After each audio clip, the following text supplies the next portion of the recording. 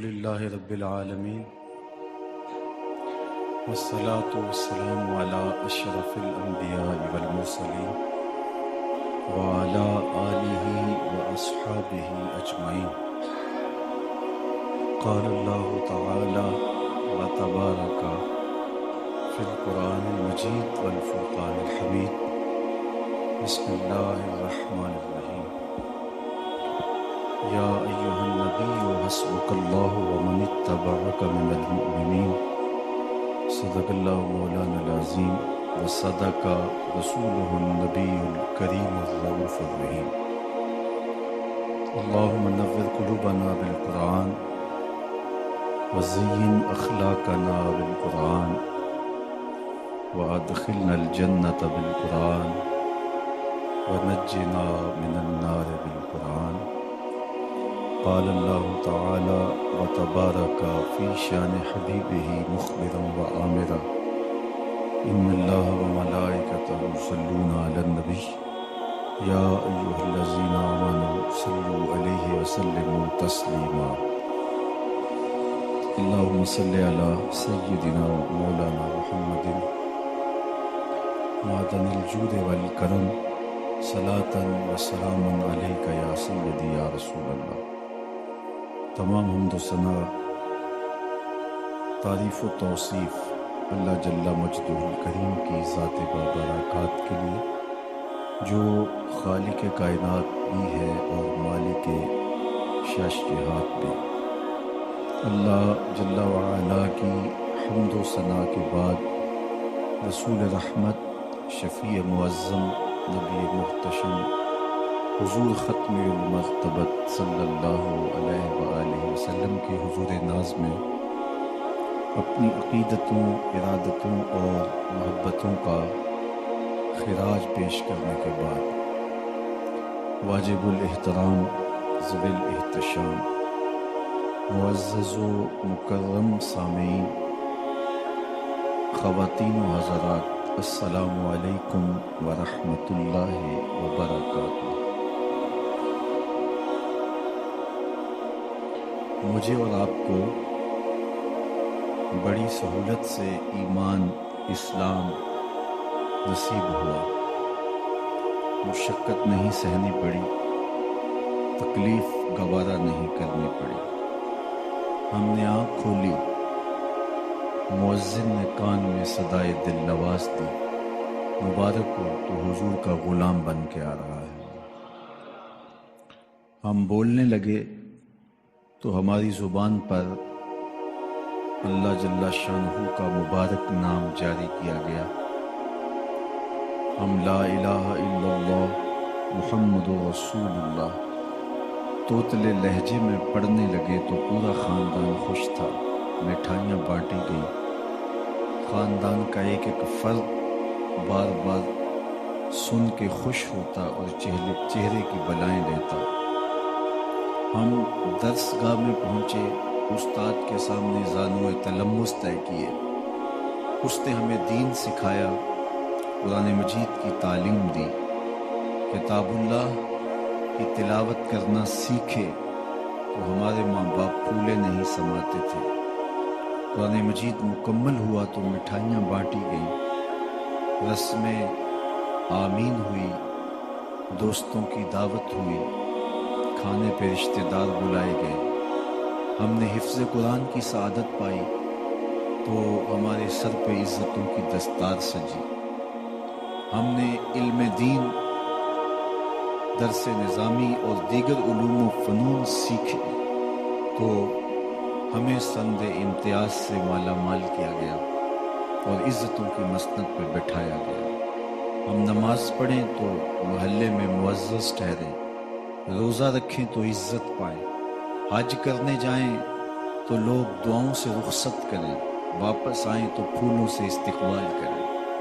ہمیں دین پر عمل کرتے ہوئے کیا مشکل پیش آئی؟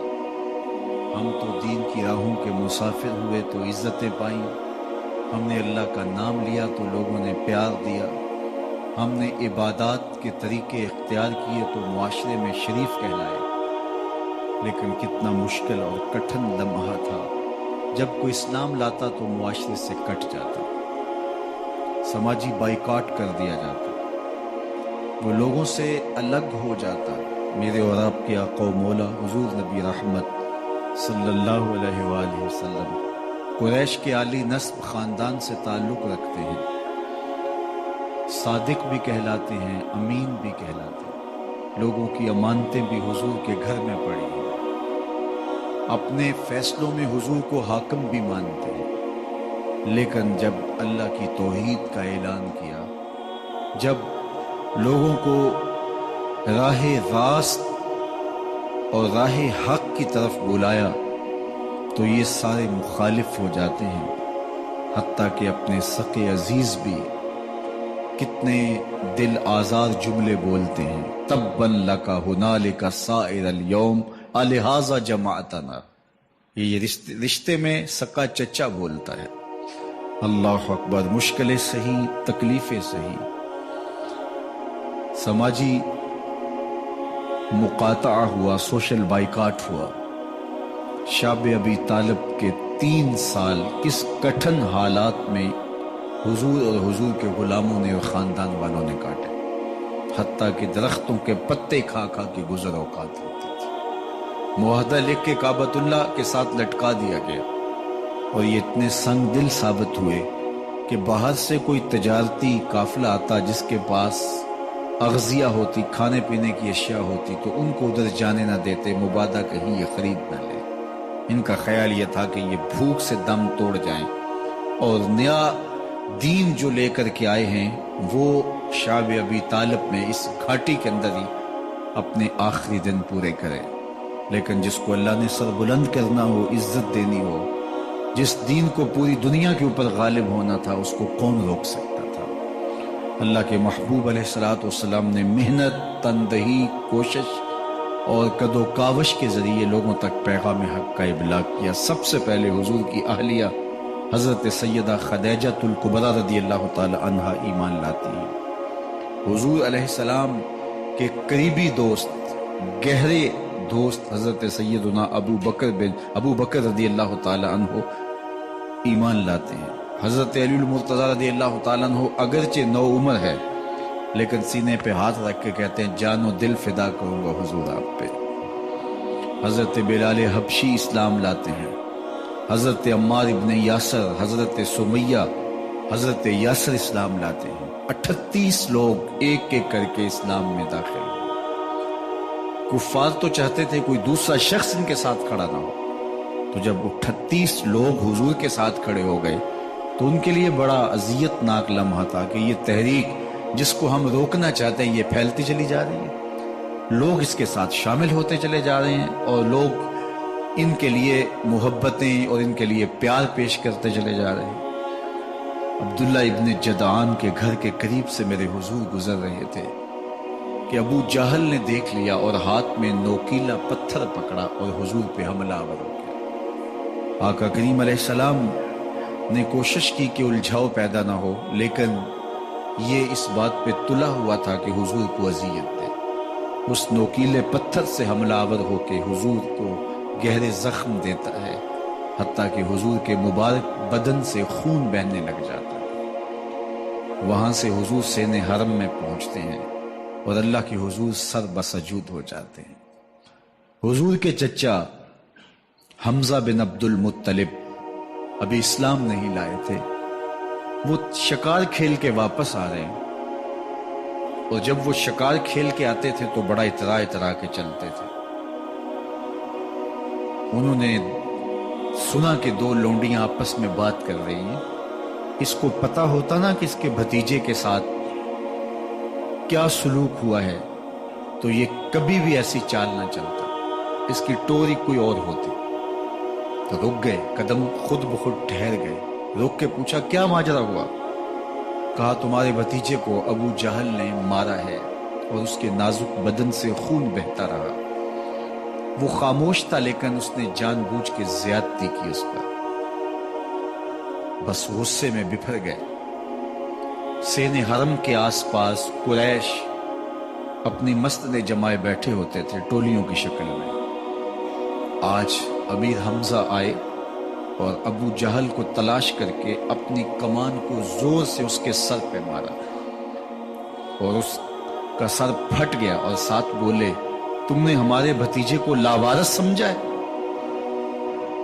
اب اس کے حواری کھڑے ہو گئے، لیکن ابو جہل بڑا کائن شخص تھا، اس نے سمجھا کہ یہ تو اب تنہا ہیں، لیکن لڑائی کی آگ روشن ہوگی تو بنو ہاشم بھی نکل آئیں گے تو یہ لڑائی لمبی ہو جائے گی، تو اس کا سبب میں ہوں، قصور میرا ہے۔ اس نے کہا بس مجھ سے غلطی ہو گئی، اس طرح اس نے بات کو ٹال دیا۔ اب حضور کے چچا حضور کو ڈھونڈ رہے ہیں۔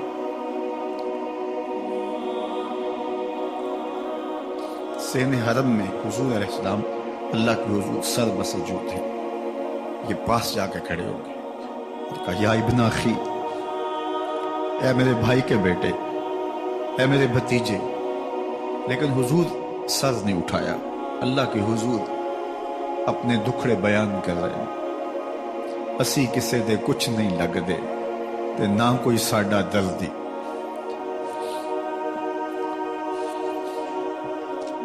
اللہ کے محبوب علیہ السلام اللہ کے حضور سر بسجود ہے۔ انہوں نے پھر کہا یا ابن اخی، اے میرے بھائی کے بیٹے، اور انہیں بے چینی ہے کہ بتاؤں کہ حوصلہ رکھو میں تمہارا بدلہ لے لیا، لیکن حضور سر نہیں اٹھا رہے۔ تیسری مرتبہ پھر آواز دی، حضور نے سر اٹھایا، آنکھیں آنسوں سے بھری ہوئی تھی، تو برجستہ کہا بھتیجے میں تمہارا بدلہ لے لیا۔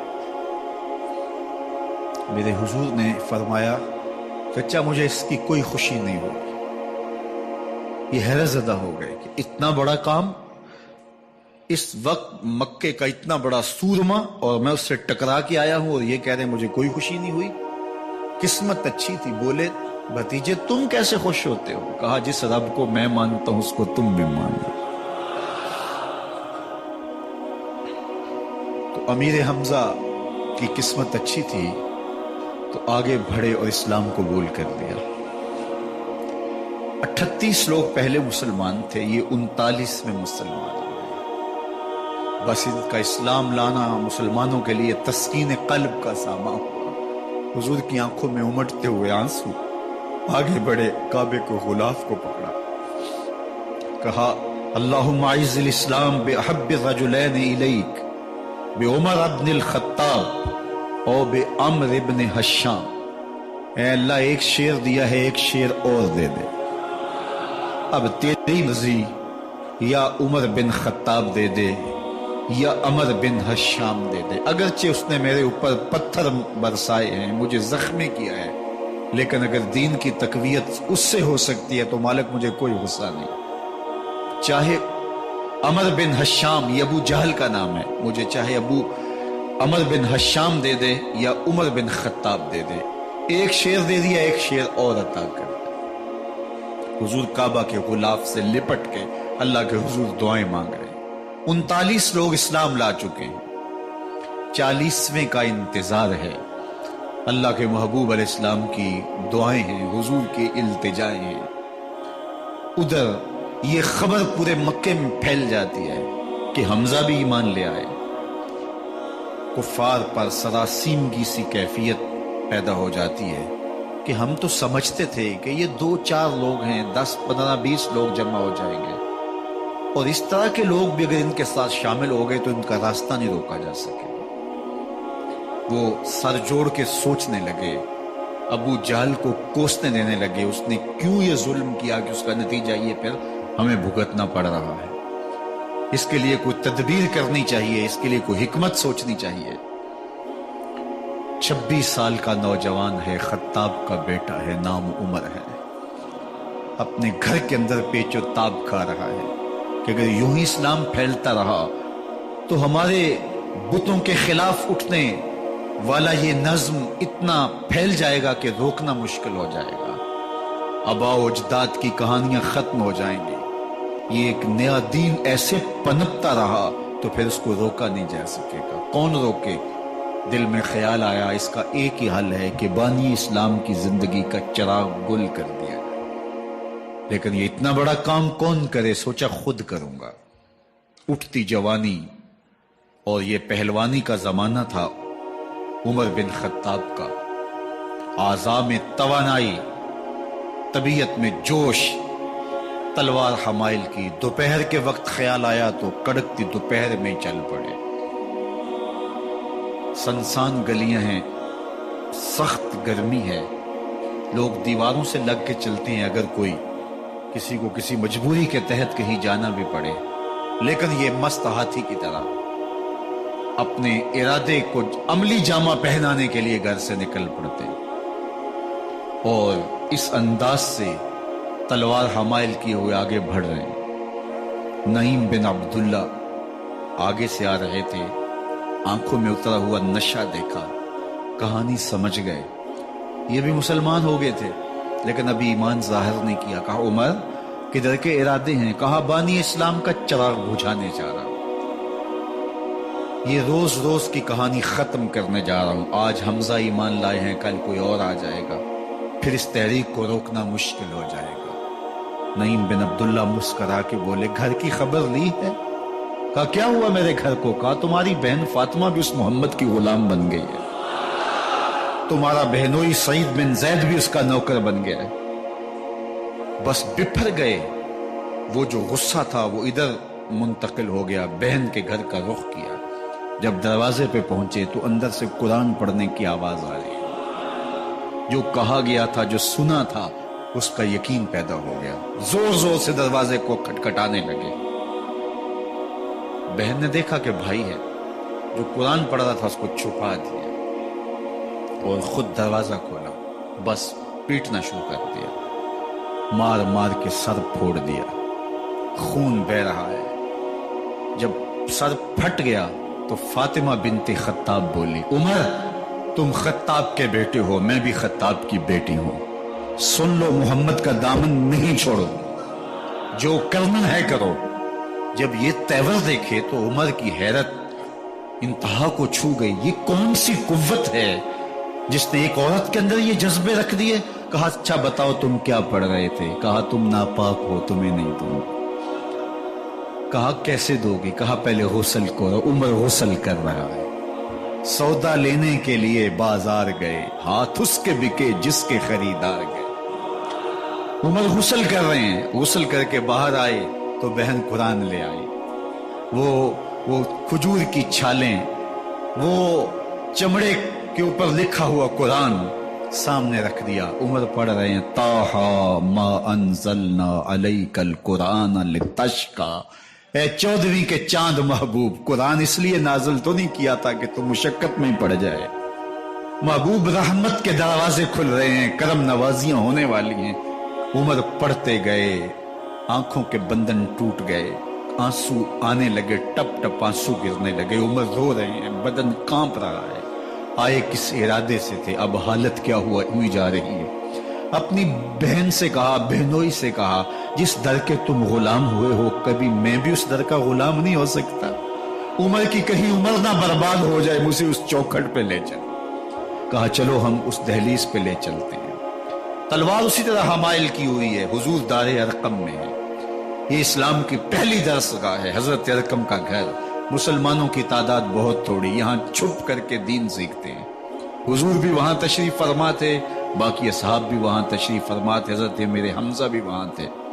दरवाजे की दर्जों से देखा कि उमर आ रहे हैं, तलवार भी हमाइल की हुई। सहाबा ने कहा उमर आ रहे हैं। मेरे हमजा ने कहा कोई परवाह नहीं, आने दो। अच्छा इरादा हुआ तो खुश आमदेद कहेंगे, इरादा अच्छा न हुआ उसकी तलवार से गर्दन काटूंगा। अल्लाह अकबर। जब दरवाजा खोला तो दो सहाबा ने बाजू से पकड़ लिया, कंधों से। हुजूर ने फरमाया कंधे छोड़ दो। कंधे छोड़ दिए गए। आका करीम अलैहिस्सलाम ने उनके गले के अंदर जो कपड़ा था उसको पकड़ के झटका दिया, अस्लिम उमर, उमर इस्लाम लाओ। अल्लाह अकबर। और साथ हुजूर ने हजरत उमर के दिल पे हाथ रखे, अल्लाह महदे कल्बा, अल्लाह उमर के दिल में हिदायत डाल दे। बस ये जुमला कहने की देर थी और हुजूर का हाथ फिरने की देर थी, अंदर से कुफर धुलता चला गया। और उमर ने कहा अशहदु अल्ला इलाहा इल्लल्लाह व अशहदु अन्नका रसूलुल्लाह। जब ये पढ़ा कलमा तो हुजूर की जुबान से बेसाख्ता निकला अल्लाह अकबर। और सहाबा ने भी अल्लाह अकबर कहा और इस जोर से कहा कि मक्के की गलियां गूंजने लगी। अब उमर ईमान लाने के बाद حضور کی خدمت میں حاضر ہو کے عرض کرتے ہیں حضور کیا ہم حق پہ نہیں ہیں؟ فرمایا ہم حق پہ ہیں۔ اللہ کا دین سچا نہیں ہے؟ فرمایا اللہ کا دین سچا ہے۔ کہا کہ آپ اللہ کے سچے نبی نہیں ہیں؟ فرمایا میں اللہ کا سچا نبی ہوں۔ تو فرمایا پھر ہم چھپ کے نماز کیوں پڑھیں؟ کہا کہ عمر تم جانتے ہو حکمت ہے، اتنے جو ہے وہ ہماری تعداد نہیں، اور کفار کا جور و ظلم اور ستم۔ عرض کی حضور ہم کعبۃ اللہ میں جا کے نماز پڑھیں گے۔ مسلمانوں کی دو صفیں بن گئی، ایک صف کی قیادت امیر حمزہ کر رہے ہیں، ایک صف کی قیادت حضرت فاروق اعظم کر رہے ہیں، درمیان میں حضور چل رہے ہیں، اور روایات میں آتا ہے حضرت عمر چلتے جاتے ہیں اور ساتھ لا الہ الا اللہ پڑھتے چلے جا رہے ہیں۔ اور پھر جا کے وہاں پہنچے تو وہاں جو صنادید قریش تھے ان پر سکتہ طاری ہو گیا۔ حضرت عمر رضی اللہ تعالیٰ عنہ جب ایمان لائے تو آپ نے ایک ایک کافر کے گھر کے دروازے پہ کھڑے ہو کے کہا، جب کوئی بھی شخص مسلمان ہوتا تو کفار اس کو مارتے، زود و کوب کرتے، ظلم کرتے، ستم کرتے، گھسیٹتے بازاروں میں، لیکن حضرت عمر ایمان لائے تو ایک ایک شخص کے دروازے پر کھڑے ہو کر کے کہا کہ تم کمزوروں کو مارتے تھے، میں تمہیں بتانے آیا ہوں میں محمد عربی کا نوکر بن گیا۔ بلکہ آپ نے اعلان کیا جس نے اپنی بیوی کو بیوہ اور بچوں کو یتیم کروانا ہو اور اپنے ماں باپ کی کمر کو جھکانا ہو وہ عمر کے مقابلے میں آئے۔ اللہ اکبر۔ زنیرہ نامی ایک خاتون تھی، بہت کمزور، راوی کہتا ہے کہ اس کی ہڈیوں میں گودا نہیں تھا، عشق رسول تھا، اور اس کا ظالم آقا اس کو مارتا ہے، اور جب مار مار کے تھک جاتا ہے ادھر سے عمر آ رہے ہیں، یہ اسلام لانے کے پہلے کی کہانی ہے، ادھر سے عمر آ رہے ہیں تو اس نے کہا عمر تم جوان آدمی ہو تو یہ چھوڑتی نہیں ہے اپنے نبی کا نام، ذرا تم آؤ۔ تو عمر کوڑا پکڑ لیتے اسے مارتے مارتے تھک جاتے ہیں تو پانی پینے لگتے ہیں، تو کہتے ہیں مجھے تیرے پہ ترس نہیں آیا لیکن میں ذرا پانی پینے لگا ہوں، اور پھر گلے کے اندر کپ ڈال کر کے کوڑا اور اس کی رسی کو بل دیتے ہیں اور اس کی آنکھیں باہر نکل آتی ہیں، اور کہتے ہیں بلا اپنے نبی کو جو تیری آنکھوں کی بینائی واپس کرے۔ اللہ اکبر۔ تو اس نے آسمان کی طرف منہ کر کے کہا مالک میں کبھی بھی آنکھوں کی بینائی نہ مانگتی، لیکن اب تیرے نبی کی عزت کا سوال ہے۔ آنکھوں کی بینائی واپس ہو جاتی ہے۔ زنیرہ کو بڑا مارا۔ آج عمر گلیوں میں آنکھوں میں آنسو ہیں اور عجیب دلے بےتاب ہے، اور کہتا ہے آؤ بھئی میں حضور کا غلام بن گیا ہوں، تمہیں بتانے آیا ہوں۔ زنیرہ نے موڑ کاٹا تو آگے عمر یہ آواز دے رہے تھے۔ زنیرہ ایک کونے پہ کھڑے ہو کے زو کے کہتی ہے عمر تم تو بڑے اس دن جوش و غضب میں تھے اور تم مارتے ہوئے تھکتے نہیں تھے۔ تو عمر نے کہا زنیرہ اس دن میں نے دیکھا نہیں تھا، اب میں محمد عربی کو دیکھ آیا ہوں۔ جنہ ویکھیا نہیں ہو کرن گلاں، جنہ ویکھیا نہیں ہو کرن گلاں، جنہ ویکھیا ہو تے بول دے نہیں، جڑے محرم راز حقیقت دے اور راز حقیقت کھول دے نہیں۔ تو حضرت عمر رضی اللہ تعالیٰ عنہ ایمان لائے۔ حضرت عبداللہ ابن مسعود رضی اللہ تعالیٰ عنہ فرماتے ہیں کہ حضرت عمر کا ایمان لانا مسلمانوں کے لیے عزت کا سبب تھا، ان کا ہجرت کرنا مسلمانوں کی نصرت تھی، اور ان کی خلافت مسلمانوں کے لیے رحمت تھی۔ حضرت عمر رضی اللہ تعالی عنہ وہ ہیں کہ میرے حضور نے فرمایا لوگوں جب نیک لوگوں کا ذکر کرو تو میرے عمر کا تذکرہ ضرور کیا کرو۔ میرا عمر وہ ہے کہ جب وہ ایک جگہ ایک سمت سے آ رہا ہو، ایک گلی اور بازار سے آ رہا ہو تو شیطان بھی آ رہا ہو، عمر کو دیکھ کے راستہ تبدیل کر لیتا ہے۔ حضرت عمر رضی اللہ تعالی عنہ کی طبیعت کے اندر جو جاہ و جلال تھا، طبیعت کے اندر جو سختی تھی، وہ اسلام کے اندر آ کر بھی قائم رہی، اور آپ نے وہی سختی، وہی جاہ و جلال جو پہلے مسلمانوں کے خلاف تھا، اب کفار کے خلاف، منافقین کے خلاف حضرت عمر کی طبیعت کے اندر وہ جوش و خروش بدستور موجود رہا۔ لیکن جس دن آپ خلیفہ بنے تو اس دن آپ نے ممبر پہ چڑھ کے جو خطبہ دیا اس میں کہا لوگوں میں سخت اس لیے تھا کہ رسول اللہ نرم تھے، پھر میں سخت اس لیے تھا کہ حضرت ابوبکر صدیق نرم تھے، اب میں تخت خلافت میں بیٹھا ہوں، اب میری سختی جو ہے وہ نرمی میں تبدیل ہو گئی، صرف فاسقوں، فاجروں اور باغیوں کے لیے میں سخت ہوں، باقی تمہارے لیے نرم ہوں۔ سب سے کم جو تنخواہ بیت المال سے اگر کسی وجود نے لی ہے تو وہ حضرت عمر رضی اللہ تعالیٰ عنہ نے لی. صرف 2 جوڑے لیتے تھے سال میں، اور راوی کہتا ہے کہ میں نے دیکھا ہے کہ اس میں بھی 17 پیوند لگے ہوتے تھے. حضرت عمر رضی اللہ تعالیٰ عنہ کا طرز زندگی، آپ کا انداز معاشرت اور آپ کا انداز خلافت، ہر لمحہ آپ کی زندگی کا اٹھا کے دیکھیے کتنی مرتبہ قرآن حضرت عمر کی رائے کے مطابق نازل ہوا ہے. اللہ تعالیٰ جل شانہ نے ان کو صاحب الہام بنایا تھا. ہر امت میں کوئی صاحب الہام ہوتا ہے، حضور کی امت کا صاحب الہام حضرت عمر رضی اللہ تعالیٰ عنہ، اور آقا کریم نے انہیں اپنا وزیر قرار دیا. فرمایا میرے 2 وزیر آسمانوں میں ہیں، 2 وزیر زمینوں میں ہیں.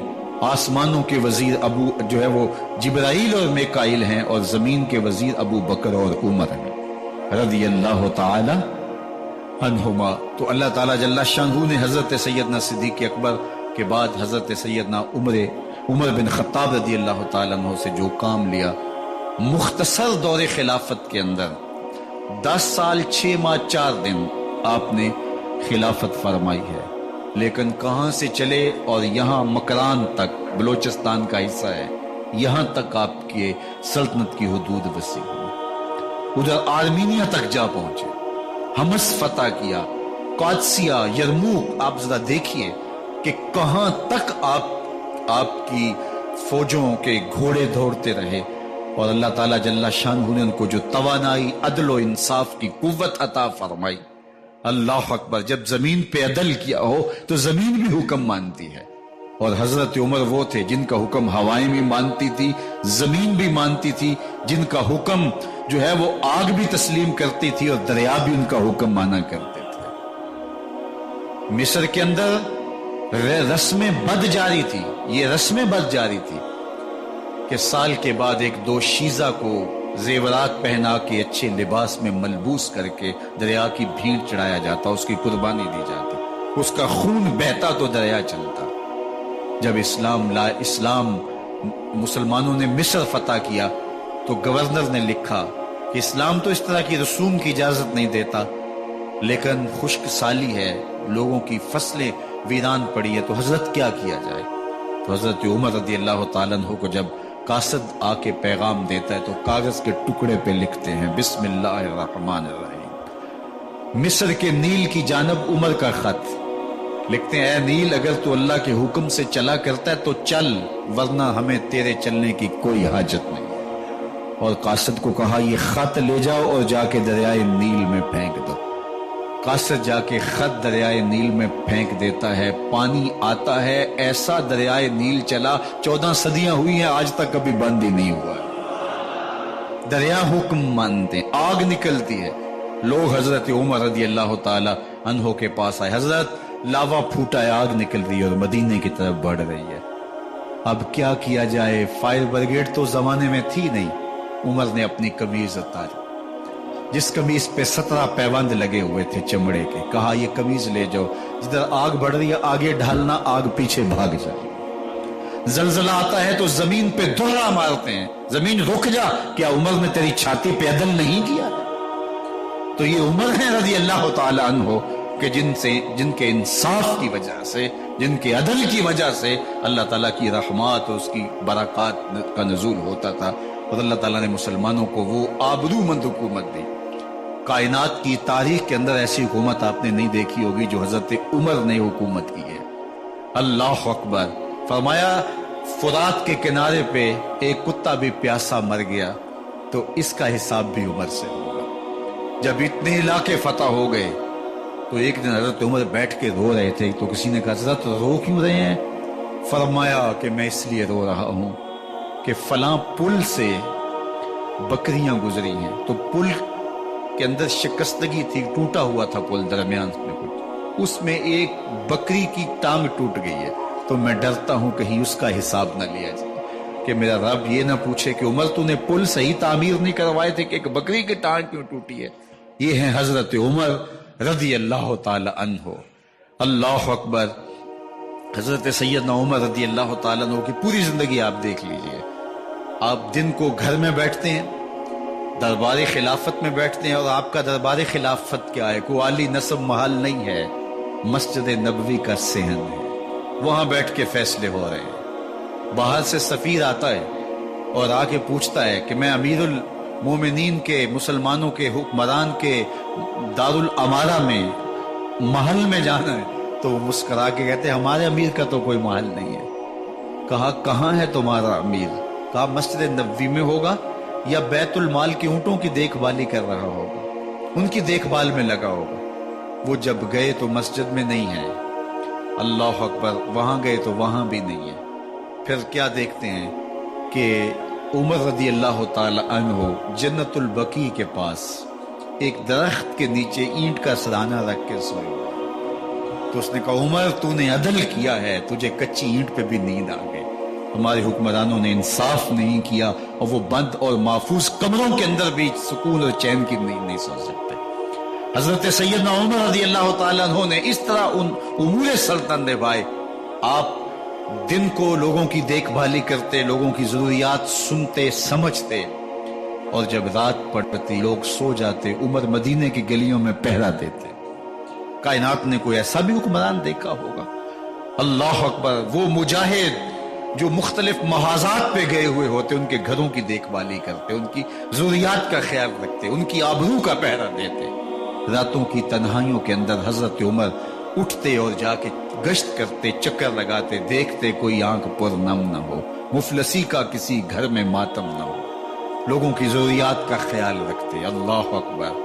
ایک دن حضرت عمر رضی اللہ تعالیٰ عنہ ایک گھر کے قریب سے گزرے، گھر سے دھواں نکل رہا تھا، سوچا کوئی مہمان ہوگا، گزر گئے۔ تھوڑی دیر کے بعد پھر دوبارہ اس گلی سے گزر ہوا تو پھر دھواں نکل رہا تھا، پھر گزر گئے۔ 2 گھنٹے کے بعد پھر دوبارہ ادھر سے گزران ہوا تو پھر دھواں نکل رہا تھا۔ رات کا پچھلا پہر اور ابھی تک گھر سے دھواں نکل رہا ہے۔ عمر رضی اللہ تعالیٰ عنہ نے دروازے کو کھٹکھٹایا، اندر سے خاتون کی آواز آئی، اس وقت کون ہے؟ کہا ایک مسافر ہوں، پوچھنا چاہتا ہوں تمہارے گھر سے دھواں کیوں نکل رہا ہے رات کی اس پہر؟ کہا تمہیں اس سے کیا غرض؟ کہا نہیں مجھے تشویش ہوئی ہے۔ تو اس نے کہا عمر کی جان کو رو رہی ہوں۔ حضرت عمر رضی اللہ تعالیٰ عنہ نے کہا کیا ہوا؟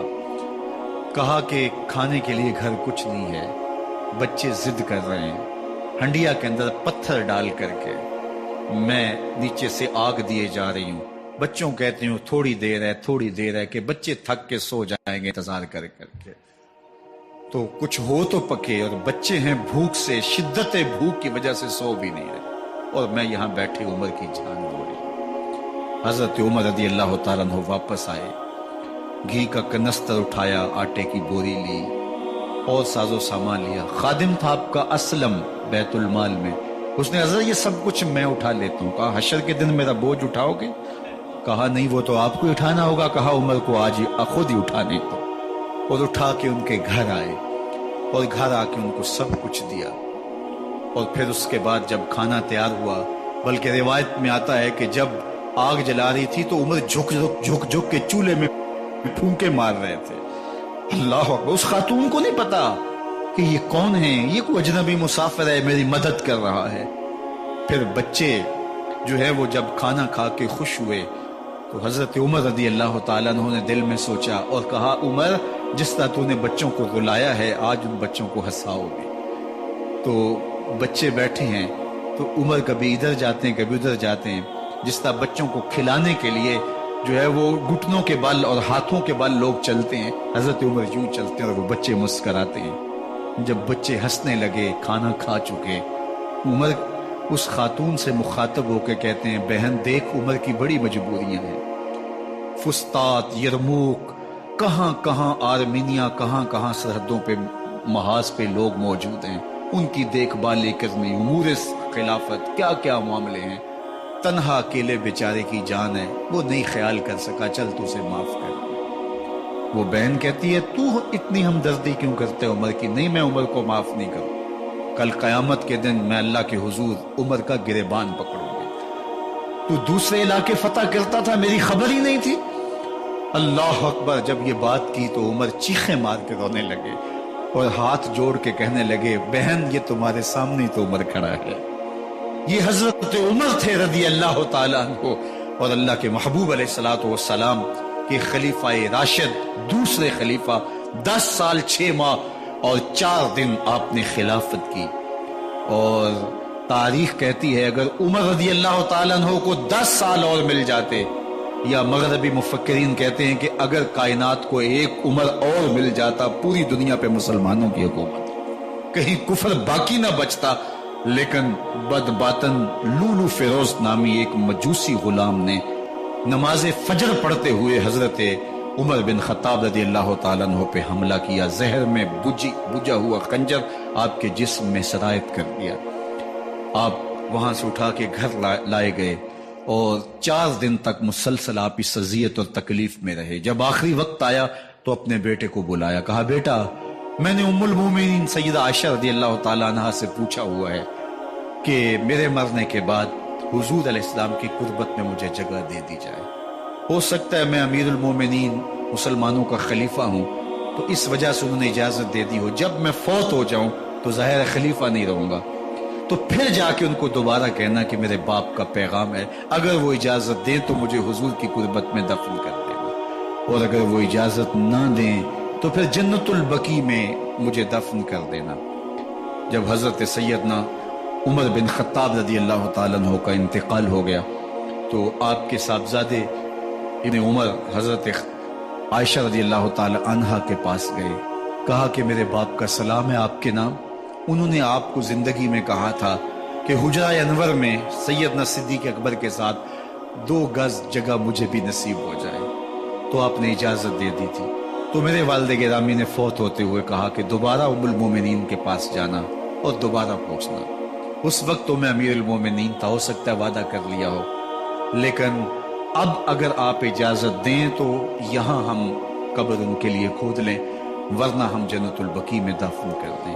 تو ام المومنین سیدہ عائشہ رضی اللہ تعالیٰ عنہ رو پڑی اور فرمایا یہ جگہ میں نے اپنے لیے رکھی تھی، لیکن عمر نے اسلام کے لیے خدمت اتنی کی ہے کہ میں نے خود ترجیح دی ہے، اس لیے میں اجازت دیتی ہوں کہ یہاں عمر کو دفن کیا جائے. اللہ اکبر. اور پھر وہاں حضرت عمر رضی اللہ تعالی عنہ کو دفن کیا گیا.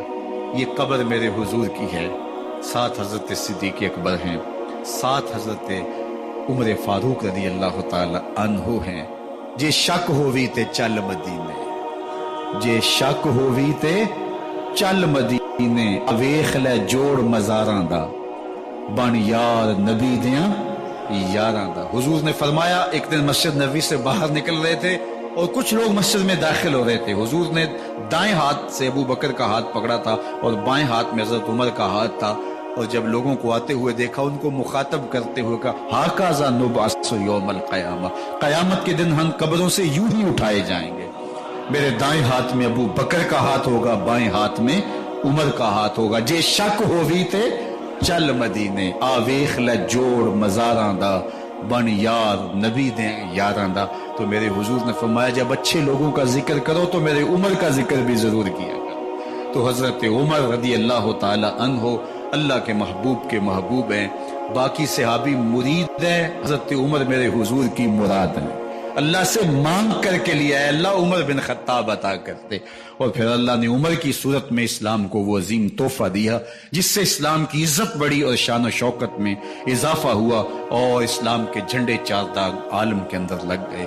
اللہ مجھے آپ کو حضرت عمر کے نقوش پاک کی برکتیں عطا فرمائے، اور ہمارے حکمرانوں کو ان کے نقوش پاک کو خزرہ بناتے ہوئے اسلامی سلطنت کے خد و خال واضح کرنے کی توفیقات سے مالا مال کرے. انشاءاللہ اگلا جمعۃ المبارک 10 محرم کو ہی ہے، اور 12 بجے سے لے کے نماز عصر تک ہر سال ہم 10 محرم کا اجتماع کرتے ہیں. تو اس مرتبہ انشاءاللہ جمعۃ المبارک کا خطبہ بھی اس میں شامل ہو گیا، اور زیادہ برکات اس کی نصیب ہوں گی. اور نماز جمعہ کے بعد انشاءاللہ جو ہے وہ محفل پاک بھی ہوگی جس میں عالی مرتبت ثناء اور مبلغین کے خطاب ہوں گے. تو اگلے جمعۃ المبارک کو انشاءاللہ آپ سے دوبارہ ملاقات ہوگی. آپ تشریف لائیے گا، دوستوں کو ترغیب دیجیے گا. اللہ آپ سب کو جزائے خیر دے، دنیا آخرت کی بھلائیاں آپ کا مقسوم کرے. وآخر دعوانا ان الحمد